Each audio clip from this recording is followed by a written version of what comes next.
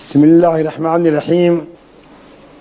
الحمد لله رب العالمين والصلاة والسلام على سيد المرسلين محمد خاتم النبيين وعلى آله وصحبه أجمعين ومن تبعهم بإحسان إلى يوم الدين. أما بعد فأعوذ بالله من الشيطان الرجيم. بسم الله الرحمن الرحيم. ما ينطق عن الهوى إن هو إلا وحي يوحى. معزز ناظرین، خواتین و حضرات، اس وقت میں آپ کے سامنے حدیث پاک کے متعلق کچھ گفتگو کرنا چاہوں گا۔ حدیث ہر کوئی صاحب ایمان جانتا ہے کہ محمد رسول اللہ صلی اللہ علیہ وسلم کی زبان مبارک سے نکلی ہوئی ہر وہ بات جو ہم تک پہنچی ہے اسے حدیث کہا جاتا ہے۔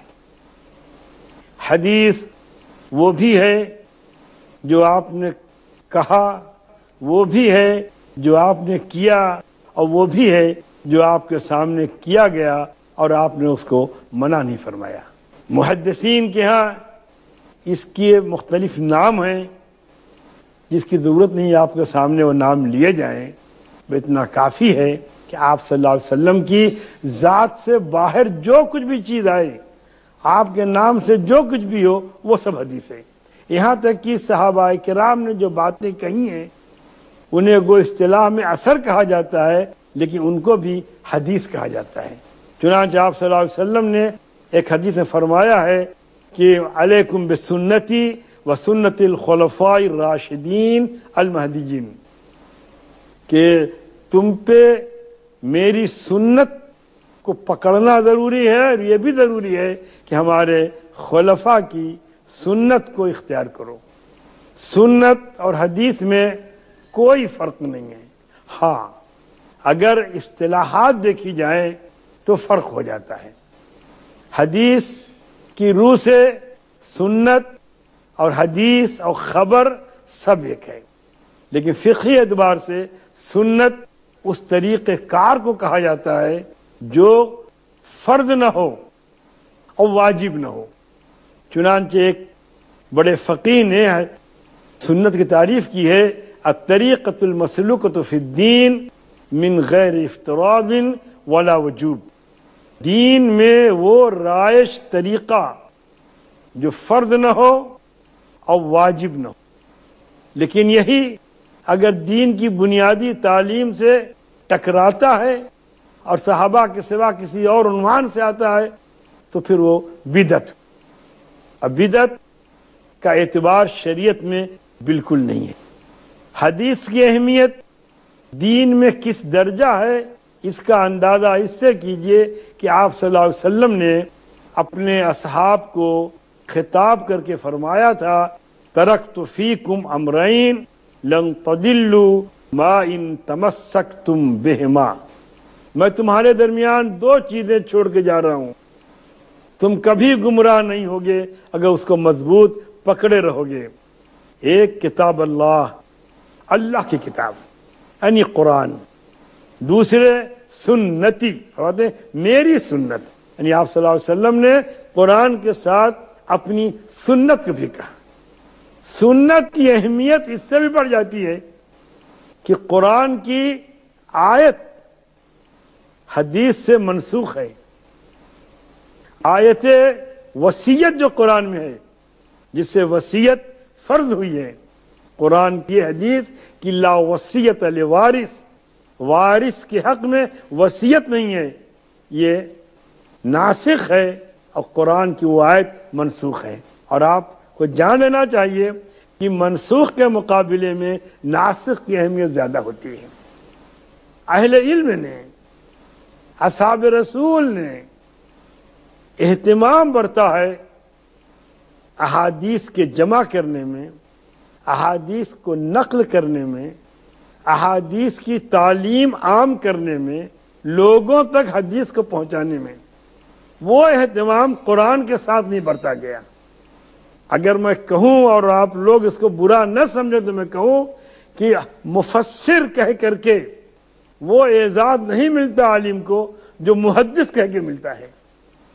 محدث کے ساتھ تقدس کی بہت سی چیزیں وابستہ ہوتی ہیں، جبکہ مفسر کے ساتھ وابستگی نہیں ہوتی۔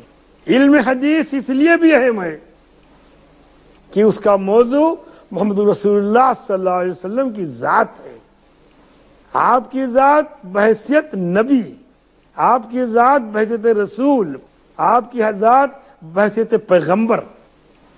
انسانی بنیاد پہ اگر کہا جائے آپ کی ذات تو علم طب کا موضوع ہو جائے گا کہ علم طب کا موضوع انسان ہے، انسان کا جسم ہے، انسان کی ذات ہے۔ لیکن حدیث کا موضوع ذات رسول صلی اللہ علیہ وسلم، اس حیثیت سے کہ وہ اللہ کے رسول ہیں۔ آپ صلی اللہ علیہ وسلم کے بتائے ہوئے احکام، ان کی بتائی ہوئی باتوں کے تعلق سے قرآن نے ایک بڑی واضح بات کہہ دی ہے، جو میں نے شروع میں آیت پڑھی تھی سورہ نجم کی، ما ینطق عن الہویٰ۔ یہ رسول اپنی طبیعت سے نہیں بولتے، ان ہوا الا وحی یوحیٰ، جو اللہ کی جانب سے وحی ہوتی ہے وہ بولتے ہیں۔ معلوم یہ ہوا کہ ایک وحی تو وہ ہے جو قرآن کی شکل میں آئی ہے، جس کو وحی متلو کہا جاتا ہے، وہ وحی جو تلاوت کی جائے، وہ وحی جو پڑھی جائے، جیسا کہ ابراہیم علیہ السلام نے اپنی دعا میں کہا تھا کہ یتلو علیہم آیاتک، رسول ایسا بھیج جو ان پر تیری آیات کی تلاوت کرے، وہ قرآن ہے۔ اور حدیث غیر متلو جو تلاوت نہیں کی جاتی وہ اللہ کے رسول صلی اللہ علیہ وسلم کی احادیث ہیں۔ لیکن آپ صلی اللہ علیہ وسلم نے اپنے اس قول میں کہ ترکت فیکم امرین لن تضلوا ما ان تمسکتم بہما، جب تک تم ان پہ قائم رہو گے، ان کو مضبوطی سے پکڑے رہو گے، گمراہ نہیں ہوگے۔ ایک قرآن، دوسرے حدیث، دونوں کو ہم پلہ کر دیا۔ جبکہ ابتدائی دور میں آپ صلی اللہ علیہ وسلم نے حدیث کو لکھنے سے منع کر دیا تھا۔ قرآن لکھا جائے، قرآن کی کتابت ہو، قرآن یاد رکھا جائے، قرآن کی حفاظت کی جائے۔ ایسا نہ ہو جیسے پچھلی قوموں نے اللہ کی جانب سے آئی ہوئی آسمانی کتابوں کو نظر انداز کیا، اس میں اپنی تفسیر ملا دی، اس میں اپنی باتیں ملا دیں۔ اپنی باتیں کیسے ملائی جاتی ہیں؟ ایک جگہ قرآن کے تعلق سے اقبال نے ایک بات کہی، مفسرین کا نام لے کر کے کہا، اللہ سے احکام تیرے حق ہیں، مگر اپنے مفسر تعویل سے قرآن کو بنا دیتے ہیں پاشند، کہ ایسی تفسیریں کرتے ہیں، ایسے بیانات کرتے ہیں کہ قرآن پاشند بن جاتا ہے۔ پاشند کیا ہے؟ یہ اوستھا کی تشریح ہے، جو زرتشت کی کتاب تھی، جس کو پارسی لوگ الہامی کتاب مانتے ہیں۔ اسلام نے اپنے ماننے والوں کو یہ شعور دیا کہ وہ قرآن کو الگ رکھیں اور حدیث کو الگ رکھیں۔ آپ صلی اللہ علیہ وسلم نے فرمایا کہ لا تکتبوا انی غیر القرآن فمن کتبہ فلیمحہ، میری طرف سے تم کو ملنے والی جو چیزیں ہیں صرف ان میں قرآن لکھو، اس کے سوا کچھ نہ لکھو، جس نے لکھا ہو اس کو مٹا دیں۔ لیکن اس کے باوجود صحابہ کی ایک جماعت نے حدیثیں لکھی۔ حضور پاک صلی اللہ علیہ وسلم کی زندگی میں حدیث کا ذخیرہ لکھی ہوئی شکل میں موجود تھا۔ میں اس لیے کہہ رہا ہوں کہ کچھ لوگ جو حدیث پہ تنقید کرتے ہیں وہ یہ کہتے ہیں کہ اللہ کے رسول صلی اللہ علیہ وسلم کے 100 سوا 100 سال کے بعد حدیث کا ذخیرہ جمع کیا گیا۔ یہ غلط ہے۔ جب قرآن جب تک مکمل نہیں ہوا تھا تب تک قرآن پہ زیادہ زور تھا، حدیث کو نگلیکٹ نہیں کیا گیا تھا، نظر انداز نہیں کیا گیا تھا۔ قرآن کے ساتھ ملا کر کے حدیث کو لکھنے کو منع کر دیا تھا۔ لیکن حکم میں، اہمیت میں دونوں ہم پلہ ہیں۔ قرآن میں چیزیں کہیں مجمل لکھی گئی ہیں، حدیث نے اس کی وضاحت کر دی ہے۔ قرآن میں کہیں چیزیں اس انداز میں لکھی گئی ہیں کہ اس کی تشریح اور کی جائے، حدیث نے تشریح کر دی ہے، مجمل کو مفصل کیا ہے۔ منسوخ کرنے ہوئے حدیث نے ناسخ بن کے آ گئی ہے۔ حدیث بہرحال قرآن سے الگ نہیں ہے، قرآن سے جدا نہیں ہے۔ کبھی کہیں قرآن میں الگ الگ احکام ہیں، حدیث نے ان کو دیکھ کر کے ایک فکر دیا، ایک ضابطہ بنا دیا ہے کہ اس طرح سے یہ بات کہی گئی ہے۔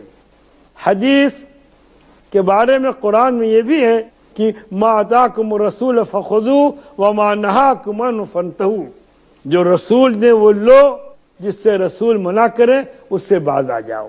رسول نے لوگوں کو حدیثوں کا بہت بڑا ذخیرہ دیا، اتنا بڑا ذخیرہ۔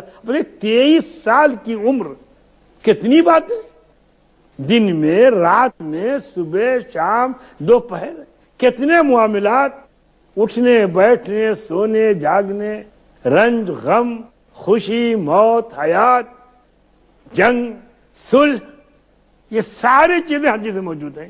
جو کچھ آپ صلی اللہ علیہ وسلم نے دیکھا، جو کچھ آپ صلی اللہ علیہ وسلم نے برتا، جو کچھ آپ صلی اللہ علیہ وسلم نے کیا، وہ سب حدیث میں موجود ہے۔ بلکہ اگر یہ کہا جائے کہ جس طرح سے آپ اس وقت ریکارڈنگ کر رہے ہیں، اگر اس زبان میں کہا جائے تو حدیث کی جو کتابیں موجود ہیں محمد رسول اللہ صلی اللہ علیہ وسلم کی پوری زندگی ریکارڈ ہے۔ تو تصویر نہیں بنتی، صورت نہیں آتی، جو چاہو دیکھ لو، جو چاہو معلوم کر لو، اٹھا کر کے پڑھ لو۔ اتنی دیانتداری کے ساتھ، اتنی محنت کے ساتھ ان لوگوں نے اس کو جمع کیا ہے، اور آپ صلی اللہ علیہ وسلم کی ایک ایک بات کو ملحوظ خاطر رکھا ہے، اہتمام کے ساتھ لکھ کر کے دنیا کو دیا ہے۔ اور یہ بتانا چاہوں گا کہ جس اہتمام سے احادیث کو صحابہ نے جمع کیا، ان کے بعد تابعین نے جمع کیا، ان کے بعد تبع تابعین نے جمع کیا، اس کے بعد محدثین نے انہیں کتابی شکلیں عطا کری، میں ان کو جمع کر دیا ہے۔ یہ نہ بھولنا چاہیے کہ اللہ کے رسول صلی اللہ علیہ وسلم نے بڑی تاکید بھی فرمائی تھی، اور ان چیزوں کو بہت برا بتایا، گناہ کا سبب بتایا کہ آپ صلی اللہ علیہ وسلم کے تعلق سے ایسی باتیں کہی جائیں جو آپ نے کہی نہیں ہو۔ آپ نے فرمایا من کذب علی متعمدا فليتبوأ مقعده من النار۔ لیکن یہ بھی ایک واقعہ ہے کہ بہت دور جانے کے بعد لوگوں نے حدیثیں گڑھی ہیں، اپنی طبیعت سے چیزیں بنا بنا کر کے پیش کی ہیں، اور اس کی کئی وجہیں ہیں۔ ایک بڑی وجہ یہ تھی کہ مسلمانوں میں قرآن و حدیث کے سوا دوسری چیز حد اعتبار کو نہیں پہنچی تھی۔ دلیل قرآن دے یا دلیل حدیث دے، تو وہ لوگ جو نئی باتیں پیدا کرتے تھے اپنی بات منوانے کے لیے حدیث پیش کر دیا کرتے تھے۔ لیکن اس کو بھی ذہن میں رکھا جائے کہ وہ حدیثیں حدیثوں میں مل نہیں پائیں، وہ ان کی جگہ نہیں بن سکی۔ اللہ کی کتاب یعنی قرآن کے بعد زمین پر صحیح ترین کتاب بخاری کی جامع ہے، صحیح بخاری ہے، جس کو صحیح بخاری کہا جاتا ہے، یا عوام میں بخاری شریف کہا جاتا ہے۔ امام بخاری نے رحمۃ اللہ علیہ نے 6 لاکھ حدیثوں کے مجموعے سے دنیا کو 4000 کچھ حدیثیں دی ہیں، اور وہ بھی سب احادیث صحیح تھی۔ لیکن انہوں نے جو معیار بنایا صحت کا نہیں، بخاری شریف میں لکھنے کا معیار بنایا کہ اس کتاب میں کس معیار کی حدیثیں ہوں گی۔ آپ میں صرف مثال دے رہا ہوں، حدیث کی توہین نہیں کر رہا ہوں۔ آپ کوئی البم بناتے ہیں، کوئی شاعر اپنا شعری مجموعہ بناتا ہے تو وہ اس کا انتخاب کرتا ہے اپنے طور پر، حالانکہ ہر شعر ہے، ہر شعر صحیح ہے، اسی شاعر کا شعر ہے، لیکن جب وہ مجموعہ دیتا ہے تو ایک خاص انداز سے دیتا ہے۔ ہر تصویر ہے، لیکن جب آپ البم بناتے ہیں ایک خاص انداز سے بناتے ہیں۔ امام بخاری نے ایک خاص انداز، ایک خاص نو، ایک خاص سج اور دھج کے ساتھ دنیا کو بخاری شریف دی۔ اس سے پہلے امام مالک رحمت اللہ علیہ نے دنیا کو موطا دی تھی۔ امام مالک وہ بزرگ ہیں جن کے حصے میں مدینہ طیبہ کی علمی ریاست آئی تھی، جو عالم اسلام کے اپنے عہد میں سب سے معتبر بزرگ تھے، جنہیں امام دار الہجرہ کہا جاتا ہے، اور جو مسجد نبوی میں اس انداز سے بیٹھتے تھے درس دینے کے لیے کہ سامنے طلبہ ہوتے تھے اور دائیں جانب روضہ اطہر ہوتا تھا، اور وہ کہتے تھے، اب آخری بات کہتے تھے، کہتے ان صاحب ھذا القبر، جو امام زہری کے شاگرد تھے، عبداللہ بن عمر سے روایت کرتے تھے، کہتے ان صاحب ھذا القبر، آپ صلی اللہ علیہ وسلم سے یہ روایت منقول ہے۔ وہ کیا سما ہوتا ہوگا، کیا منظر ہوتا ہوگا، کیا کیفیت ہوتی ہوگی۔ امام مالک کے بارے میں آتا ہے کہ ان کے درس حدیث میں پتنگا پر نہیں مار سکتا تھا۔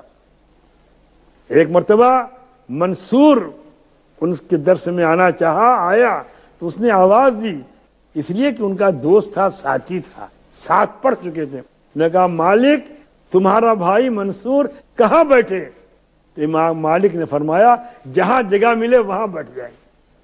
تو جہاں لوگوں کی جوتیاں رکھی جاتی تھی منصور وہاں بیٹھا۔ امام مالک نے یہ نہیں کہا میرے پاس آ کے بیٹھو، لیکن یہی مالک جب گئے ملنے کے لیے منصور سے اور کہا منصور تمہارا بھائی مالک کہاں بیٹھے، تو منصور نے اپنی عبا بچھا دی تھی اور کہا میرا بھائی اس پر چل کر کے آئے اور میرے پاس بیٹھ جائے۔ یہ علم حدیث کی برکت تھی، یہ علم حدیث کا شرف تھا، یہ امام مالک کا مرتبہ تھا جو ایک محدث ہونے کے ناطے عالم اسلام نے ان کو عطا کیا تھا، کیونکہ وہ اللہ کے رسول صلی اللہ علیہ وسلم کی احادیث کے امین تھے، وہ اس کے نگہبان تھے، وہ اس کے پاسدار تھے۔ اس فضل میں، اس بڑائی میں امام مالک کا کوئی ثانی نہیں ہے، کوئی سہیم نہیں ہے اور کوئی شریک نہیں ہے۔ امام مالک کے بارے میں، امام بخاری کے بارے میں دیانت کے ساتھ جملہ کہتا ہوں کہ اساتذہ حدیث میں امام مالک سے بڑا کوئی محدث نہیں ہے، اور مصنفین حدیث میں امام بخاری سے بڑا کوئی مصنف نہیں ہے۔ تدریسی صلاحیت، حدیث کو دل میں اتار دینے کا ملکہ امام مالک کو حاصل تھا۔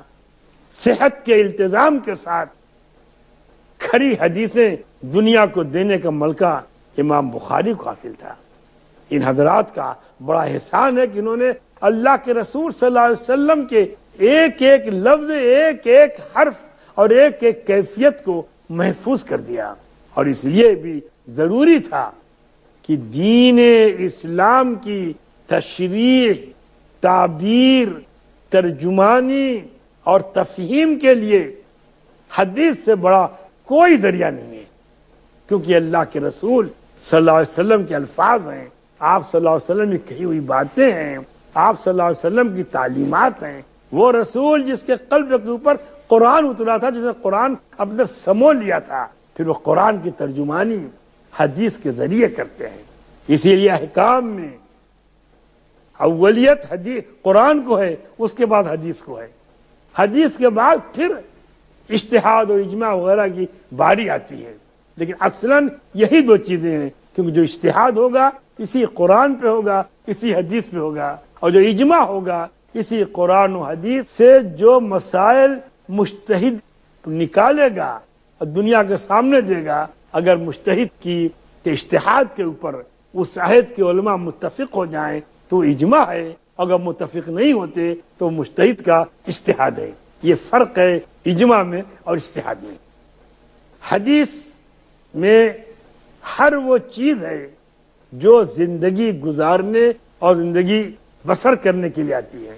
اس میں عبادات ہیں، کیونکہ عبادات کا صحیح طریقہ قرآن میں تو کہا گیا ہے کہ لوگوں نماز پڑھو، حقیم الصلاۃ، نماز قائم کرو، ان الصلاۃ کانت علی المؤمنین کتابا موقوتا، نماز اہل ایمان کے اوپر وقت کے ساتھ فرض کی گئی عبادت ہے۔ لیکن نماز کیسے پڑھی جائے، طور طریقے کیا ہوں، یہ حدیث بتاتی ہے۔ اللہ کے رسول صلی اللہ علیہ وسلم نے نماز پڑھ کر بتا دیا کہ نماز ایسے پڑھو اور نماز ایسے پڑھی جاتی ہے۔ قرآن میں یہ بتا دیا گیا اذا قمتم الى الصلاۃ فاغسلوا وجوہکم وایدیکم الى المرافق وامسحوا برؤوسکم وارجلکم الى الکعبین۔ اب جب نماز کے لیے کھڑے ہو تو دھلو اپنے ہاتھوں کو، اپنے چہرے کو، ہاتھوں کو کوہنیوں تک، اور سر پہ مسح کرو، پاؤں دھو۔ لیکن کیفیت کیا ہوگی، کتنی بار دھلا جائے، کیسے کیا جائے، یہ اللہ کے رسول صلی اللہ علیہ وسلم نے بتایا ہے۔ یہ حدیثوں سے معلوم ہوا۔ تو قرآن کی عملی تشریح، قرآن کی علمی تشریح، قرآن کی فکری تشریح اور قرآن کی حقیقی ترجمانی محمد رسول اللہ صلی اللہ علیہ وسلم کی زبانی ہے، اور اسی کا نام حدیث کہا گیا ہے۔ اب حدیث کا لفظ حضور کی باتوں کے لیے کہا جاتا ہے، یہاں تک کہ قرآن نے بھی اس لفظ کو اسی معنی میں استعمال کیا ہے۔ اذ اسر النبی، جب نبی نے اپنی بیویوں سے کوئی بات کہی، حدیث کو قرآن میں حدیث کو بھی حدیث کہا گیا ہے، اسی بات کو ہم نے حدیث کہا ہے۔ اس حدیث کو مسلمانوں نے اپنے ہر دور میں انتہائی اہتمام کے ساتھ برتا ہے، اور حدیث صرف ایک علمی چیز نہیں ہے، حدیث صرف فکری چیز نہیں ہے، حدیث صرف ذہنی چیز نہیں ہے، حدیث عمل کرنے کے لیے ہے۔ اسی لیے امام مالک نے اس کا نام موطا رکھا ہے۔ موطا کا مطلب یہ ہے جس پر عمل درآمد ہو، جس پہ عمل کیا جائے، جس کو برتا جائے۔ تو احادیث کو برتا جائے گا، احادیث میں عمل کیا جائے گا، اور جب حدیثوں پہ عمل چھوٹے گا تو جو لوگ عمل بالحدیث کو زندہ کریں گے، ان میں سے ایک ایک کو حدیث کے مطابق 70 شہیدوں کا اجر ملے گا، کیونکہ اللہ کے رسول صلی اللہ علیہ وسلم کی زندگی ہے، آپ کے پاک اقوال ہیں، آپ کی مبارک باتیں ہیں، اور یہ خوشی کا مقام ہے کہ اہل ایمان نے ہمیشہ توجہ دی، اور اپنے اختلاف، اپنے بکھراؤ کے باوجود حدیث اور قرآن پہ امت متحد رہی ہے، مجتمع رہی ہے، ایک رائے رہی ہے، ایک فکر رہی ہے، ایک سوچ رہی ہے، اور دونوں کو وہی درجہ ملا ہے اور دیا گیا ہے جو دونوں کا اللہ نے طے کیا تھا، اور جس کا علم ہم کو اللہ کے رسول صلی اللہ علیہ وسلم کی زبانی ہوا ہے۔ میرے معزز دوستو اور میرے عزیزوں، محترم سامعین اور ناظرین، آپ اس حقیقت کو جانیں اور سمجھیں، اور حدیث کو حدیث کے انداز سے لیں۔ یہ دین کی دستاویز ہے، یہ دین کی گائیڈ بک ہے، یہ دین کا نظام فکر و عمل ہے جس کو برپا ہونا چاہیے، اس کے لیے کوشش کرنی چاہیے۔ اللہ تعالی ہم کو اور آپ کو سب کو اس کی توفیق دے۔ وآخر دعوانا ان الحمدللہ رب العالمین۔